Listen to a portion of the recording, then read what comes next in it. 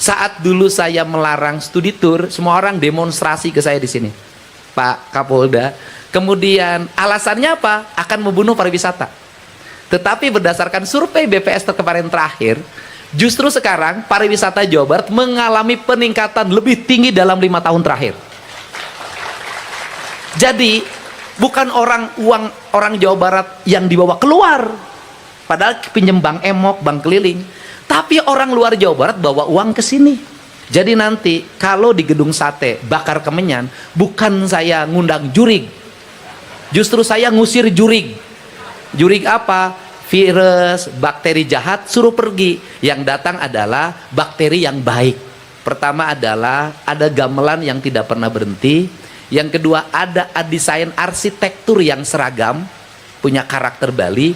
Yang ketiga ada buhur, ada ratus yang dibakar. Dan itu terjadi di Mekah.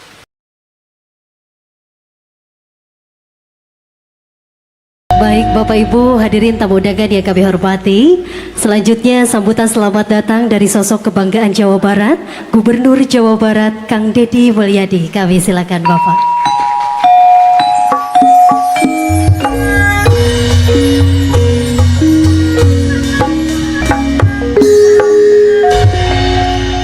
Assalamualaikum warahmatullahi wabarakatuh. Sampurasun, Pak Menko yang saya hormati, selamat datang di Provinsi Jawa Barat, di Kota Bandung, halaman Gedung Sate yang mungkin tahun depan akan berubah karena ini akan saya tata dan disatukan antara Gasibu dan Gedung Sate, satu kesatuan, tidak terpisah oleh jalan. Nah, kita ini satu jalan, jangan dipisahkan oleh jalan. Pak Menteri Kebudayaan, saya hormati, ini orang Bandung Pak, pembaca puisi terbaik pada zamannya. Kemudian Pak, ini juga orang Bandung juga nih, orang Jawa Barat, orang Tasik, mantan Kapolda Jabar, jadi wamen sekarang. Kalau dulu Bapak meriksa, mungkin sekarang latihan diperiksa. Kemudian Pak Wakil Gubernur, Pak Ketua DPRD, seluruh jajaran yang hadir pada kesempatan pagi hari ini, seluruh pimpinan daerah Provinsi Jawa Barat, Pak Asbid Pus hadir, dan para perangkat Forkopimda Provinsi Jawa Barat. Pertama saya mohon maaf terlambat Pak. Pagi tadi saya mendamaikan dulu guru dan orang tua siswa yang berselisih karena anaknya ditampar.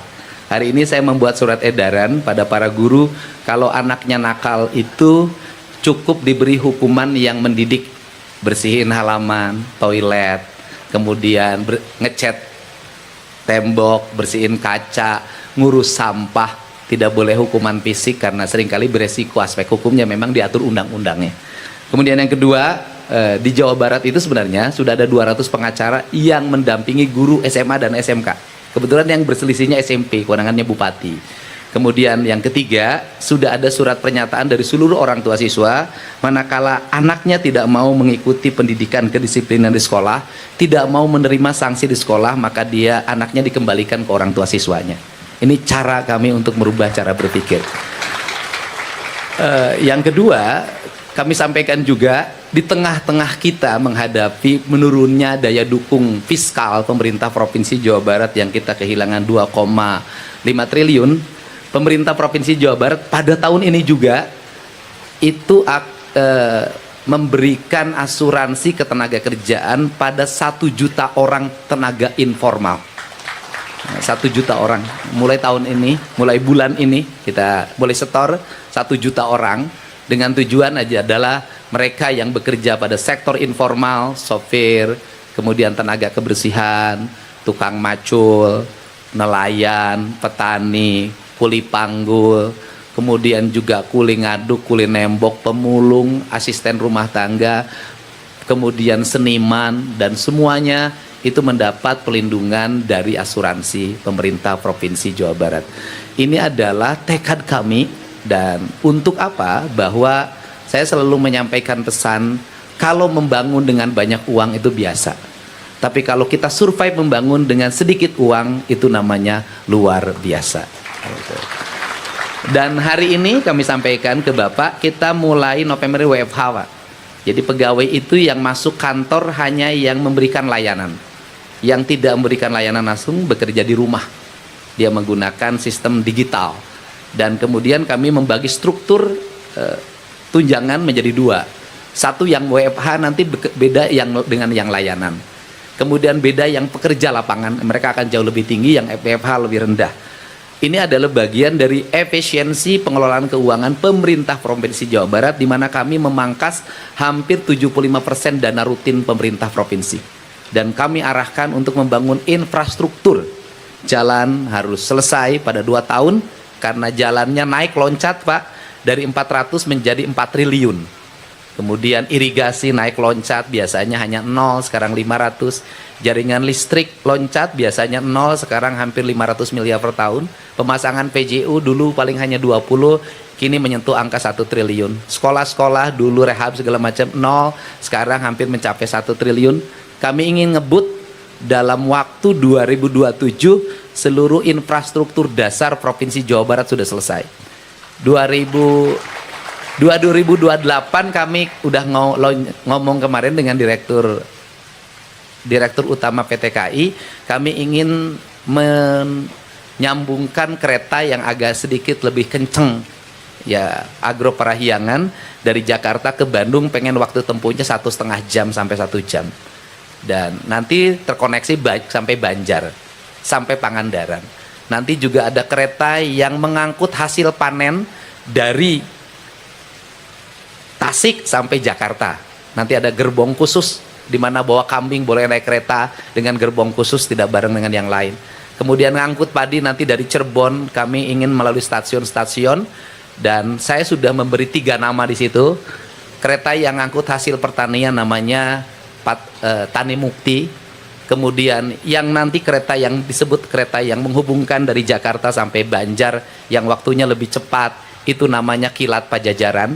Kemudian nanti ada kereta wisata di bulan Desember awal dari Jakarta sampai Cianjur, itu namanya Jaka Lalana.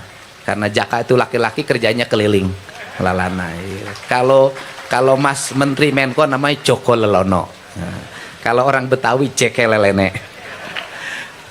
Ini adalah ikhtiar-ikhtiar kami, dan konsep layanan seperti ini kami berlangsung seminggu 2 kali Pak. Keliling Jawa Barat, dan sekarang hampir selesai, tinggal satu lagi kota Cirebon. Biasanya siangnya kita memberikan layanan seperti ini, malamnya ada pagelaran seni yang hadirnya rata-rata 30.000 orang. Dan kemudian dari situ lahirlah ekonomi berputar, karena ekosistem ekonominya jalan, pedagang iket, kaos dan sejenisnya.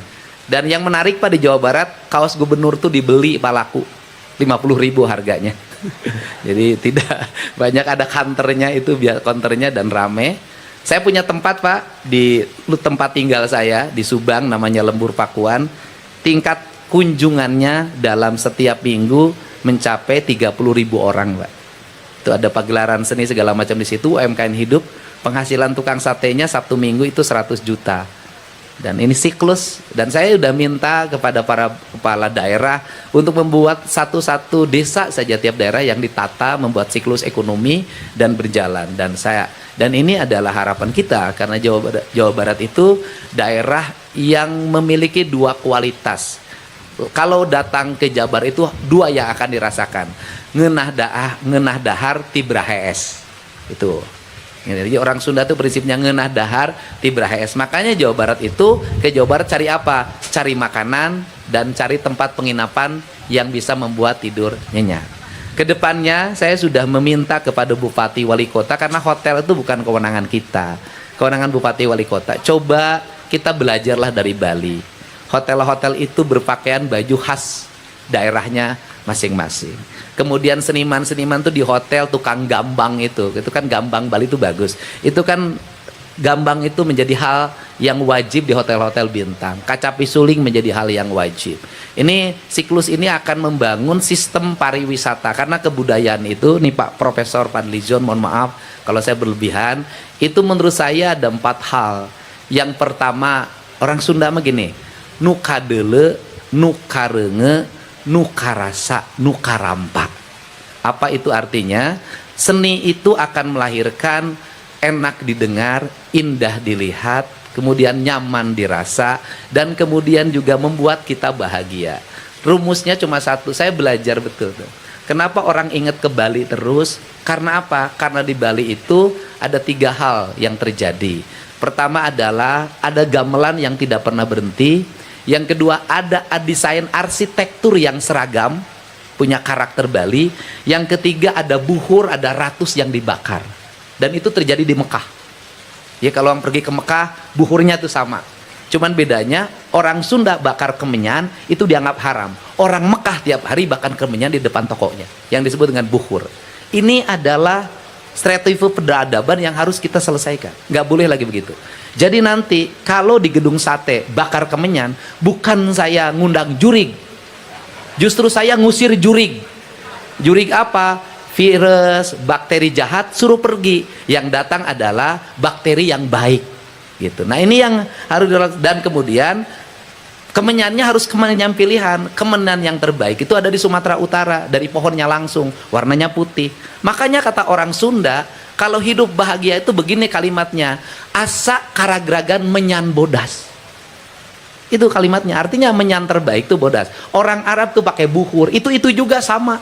Nah kita ini agak aneh-aneh. Yang tidak boleh itu bakar menyan yang murah, bau. Nanti jin yang datangnya itu jin yang sakit gitu.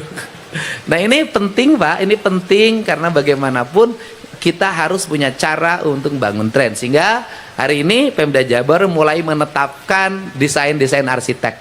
Gapuranya seperti ini, mulai pagarnya seperti ini. Nanti akan terus kami lakukan.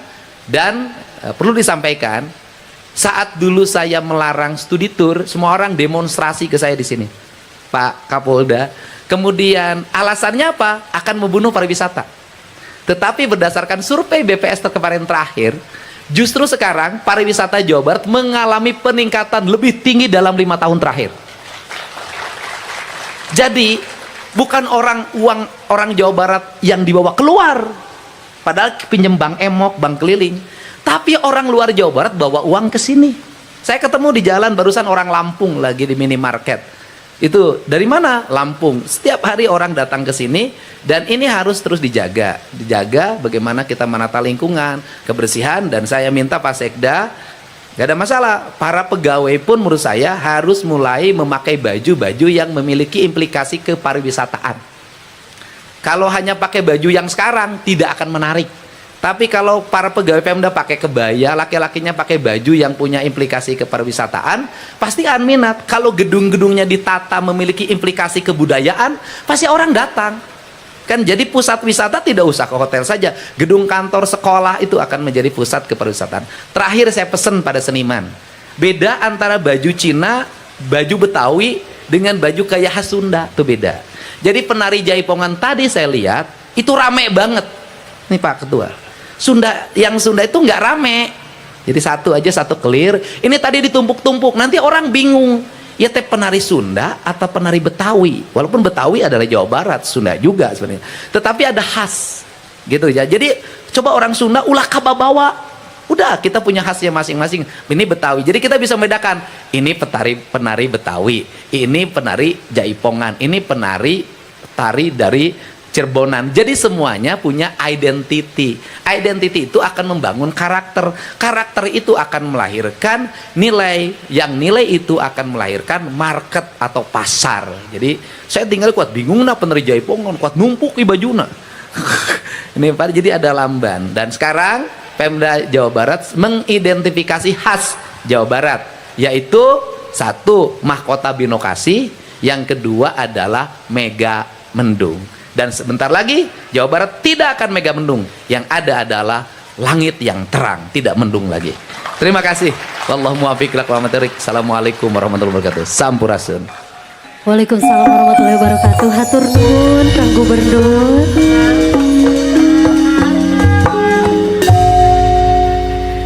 Baik hadirin yang kami hormati, selanjutnya marilah kita simak sambutan Menteri Kebudayaan Republik Indonesia Bapak Fadlizon. Kami silakan dengan hormat.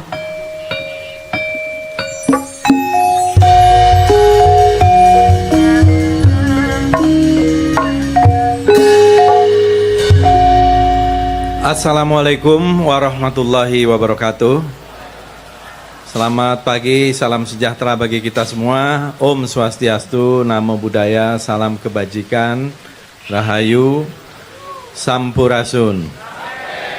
Yang saya hormati Bapak Menko PMK, Profesor Dr. Pratikno MSok SC, Bapak Wamendagri, Bapak Ahmad Wiyagus, Gubernur Jawa Barat nih Kang Dedi Mulyadi, Wakil Gubernur Jawa Barat, Pak Erwan Setiawan, Pak Sekda, Ketua DPRD, Pak Buki, Wikagu, Dirut BPJS Ketenagakerjaan, BPJS Kesehatan, Menteri Kesehatan yang diwakili Dirjen Kesehatan Primer, para seniman budayawan, tokoh-tokoh masyarakat tanpa mengurangi rasa hormat. Oke teman-teman semua, itu dia pidato dari Kang Deddy Mulyadi yang mana di depan para menteri ya, tentang Jawa Barat sekarang makin maju ya teman-teman. Banyak wisatawan yang dulunya di Cibirin dan sekarang terbukti ya dengan Kang Deddy yang memimpin ya lebih baik lagi. Terima kasih teman-teman, sampai berjumpa di next video. Assalamualaikum warahmatullahi wabarakatuh.